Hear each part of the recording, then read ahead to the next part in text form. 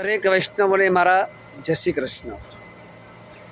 જીવંતુ મે શત્રુગણા મહીતલે તેષાં પ્રસાદાત સુવિચક્ષણોહમ યદા યદા મમ વિકૃતિ લભન્તે તદા તદા મમ પ્રતિબોધયંતી.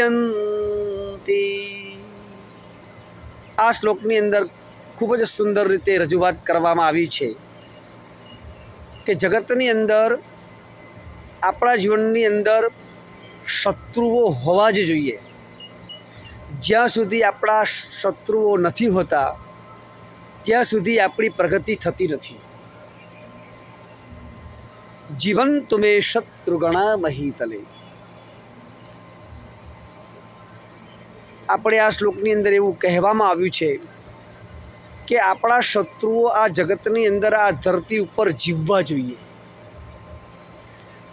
જેના કારણે આપણા જીવનની અંદર જ્યારે જ્યારે પણ આપણા મતિમાં એટલે કે બુદ્ધિમાં, વ્યવહારમાં, કર્મની અંદર, સ્વભાવની અંદર, વૃત્તિની અંદર વિકૃતિ આવે છે, વિકૃતિ પેદા થાય છે, ત્યારે આપણા શત્રુઓ જ આપણને બોધ કરાવે છે. જો શત્રુઓ ન હોય તો આપણે જાગૃત ન રહીએ.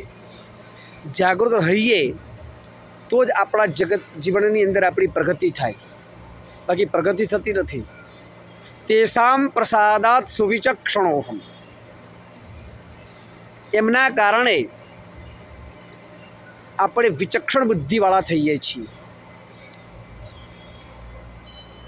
બહુ જ અદ્ભુત આ શ્લોકની અંદર વર્ણન કરવામાં આવ્યું છે.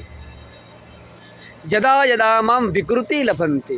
જ્યારે વિકૃતિ આવી જાય ત્યારે આપણને એ બોધ કરાવતા હોય છે. તદા તદા મામ પ્રતિબોધયંતી. બોધ કરાવે છે. દરેક વૈષ્ણવોને મારા જય શ્રી કૃષ્ણ.